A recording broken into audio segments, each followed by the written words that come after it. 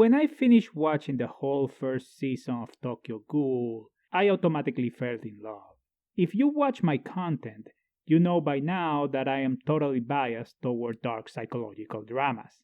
And boy, Tokyo Ghoul delivers. It has everything that I like.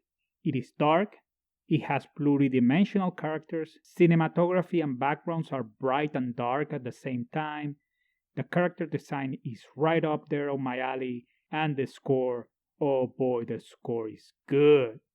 However, as much as I think about it, I realize that I've been cheated. Well, kinda. And I'm going to explain that on this video. Tokyo Ghoul is a 12 episode TV series aired in 2014, directed by Shuhei Morita, and produced by Studio Pierrot, the same studios that brought us Naruto. Tokyo is being slammed by man-eating human-like creatures known as ghouls. On the beginning, the situation seems under control thanks to the efforts of a government agency called the Commission of Counter-Ghoul, or CCG, which investigates ghouls' attacks, conduct investigations on suspects on being ghouls, and are in charge of fighting them on the field. Early on, we are introduced to one of our main characters, Kaneki, who is a regular teenager that goes to school and hangs out with his friend. Eventually, Kaneki meets Rise, a mysterious girl that gains interest on him early on and will decide his fate. Kaneki is involved on an accident, and during the medical procedures, surgeons decided to transplant organs into his body. But these organs were ghouls. Kaneki will now have to face the reality that he is part human and part ghoul and deal with the consequences. This is a dark show. It has a ton of blood, but minimal gore, if none at all. Has a ton of action scenes, which in my opinion are really good. Every single one of them. Some of them have a climax that will continue to develop throughout the story. Human emotions and the characters' way to cope with new and strange feelings is one of the principal themes of the show. This is a story of self-discovery, mostly. As we move along, the story starts to get a little bit more complicated, and it was not until episode 10 that I realized that there was no way that this show could end up closing all its plot holes for the remaining of the season and still be a good show. And boy, I was right. When we reach to the climax of the story, we are left on a ridiculous cliffhanger. Usually, when I do my reviews, I review the product for what it is.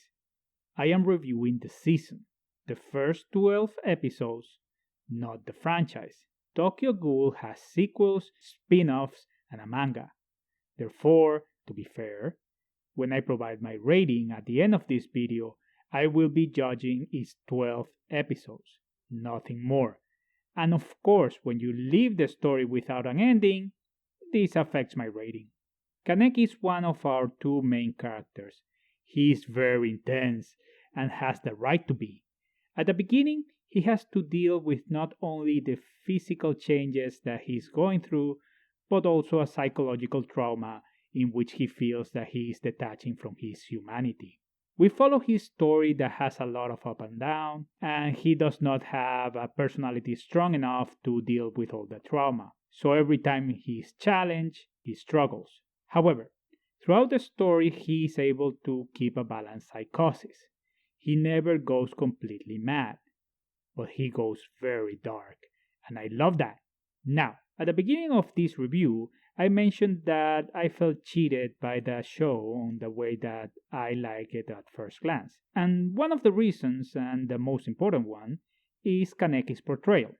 Let's resume his personality. He's a normal kid that goes under psychological trauma, then he struggles throughout the story, he cries, and keeps crying, and tries to avoid making difficult decisions. Then he let his psychological traumas to overtake his behavior. Sounds familiar? Douka, our other main character, is the opposite from Kaneki in almost every way. She's mysterious and very dark. She accepts what she is and uses her abilities to succeed on her goals. But also, throughout the story, she experiences a series of events that will lead her to discover her quote-unquote humanity. On a mental level, she is the opposite of Kaneki. She goes from very dark to, let's just say, dark. Kaneki and Toka's interactions are very intense and one of the most interesting themes on the story. I can just resume it as two introvert characters that are learning from each other. They both come from very different worlds and have different ways to deal with issues. Mado and Amon are our main anti-heroes. They are both investigators from the CCG and they hunt down ghouls throughout the show. Mado is an experienced agent whose obsession is to take ghouls' limbs for his personal collection. There is something I haven't explained yet. Ghouls have an extra limb that they use as a weapon. This limb is called Kagune. Each Kagune is different and also vary on strength and power. The agency collects these limbs to turn them into kinkes, which are basically Kagunes adapted for human use. This is the only way that agents can fight and defend themselves from ghouls on a level field. Mado is very strange and dark. Every time he's on screen, you know that things are going to get weird. One of my favorite characters of the show. Amon is his partner and protege. He is more serious and less complicated. He's the embodiment of what an agent should be. Focused, agile, smart, loyal, and straightforward. He is probably the best prospect that the agency has. Mado and Amon's interactions are more like a father and son relationship. They care for each other and work together to succeed on their goals. Rise is one of those characters that you hear a lot about throughout the story, but shares little screen time. However, she has a crucial role on the beginning and the climax of the show. The only thing that I can say without spoilers is that she is mysterious and cruel. Yamori, or Jason, is our main villain. He is one of the strongest ghouls on the show. He's a sadist obsessed with torture, the big prize for the CCG, and an icon among ghouls. Everyone is terrified of him, and to be honest, he is terrifying. What I like about this character is that he is not a generic lunatic. He actually has a backstory that actually makes sense on a very realistic way. However, his motives are not entirely clear, at least not on this first season of the show. Other than killing and torture, we are left in the dark. From the supporting cast, I will highlight Hinami, a ghoul child who is full of emotions, one of the few characters that makes Kaneki remain in contact with his human side, and Toka to feel responsible about someone else other than herself early on. Nishio, who is more complex than he looks like, has a very deep and interesting backstory. And Shu is extremely weird and grotesque, whose role plays an important part on a subplot in the mid part of the season. The rest of the supporting characters are very good overall. They play different roles to add to the world and our main character development. There are some that are introduced late in the show and are obviously being set up for the sequel. The story overall is very linear, although there are some flashback stories that are very interesting. They serve to build up the character's personality. Every episode serves a purpose. There is no throwaways from my perspective. I do have problem with the ending, however. I hate when shows do this type of cliffhangers. Some people may argue that there is actually an ending because we know the outcome of a particular event that happens, but it's a poor argument because it's just that, an outcome of an event. There is a ton of action scenes. I love me some action scenes. Love them all. I think they are great. However, I can understand that sometimes general audiences can see it as filling scenes or excessive, unwanted, sometimes uncalled for violent scenes. And to be fair, if I were not so into action scenes and darkness, I can definitely see that perspective. There is also a ton of plot holes, as I said before, so probably I would have changed some of the violence for story development for more that I like those scenes. I think that the 12 episode format hurt the show overall. it feels really short for what it could have been a more developed story. Animation and character designs are great. This is exactly the way that I like my characters being drawn. Call me a traditionalist, guilty as charged.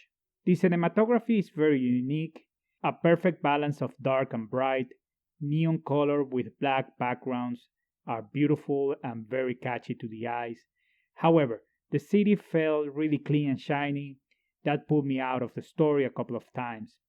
I would imagine this city to be filthy and a bit darker than is actually portrayed. I would say that the feeling of Batman's Gotham City would be a perfect setting for it. Now the score. This is the other way I felt cheated. First, I have to say that the opening and closing music is a bit above average. I like them, but a couple of days later, I forgot about them. Now, where the music really shines are on the action scenes. The battle theme is perfect and very fitting, epic and dark, adds to the fighting and becomes an acting character. I love it, cannot take it out of my head. However, it's really similar to Carl Orff's Carmina Burana with a modern twist. I love that song, one of my favorite horror music of all times. Sadly, it is copyright protected, thus I cannot play it for you guys and make a comparison on this video. How a 1936 song that is based on a 13th century poem is not public domain goes beyond me, but it is what it is. Besides, I really don't know if Tokyo Ghoul's song got its inspiration from Morpheus' Pieces, but it's pretty similar. Tokyo Ghoul is a 7 out of 10.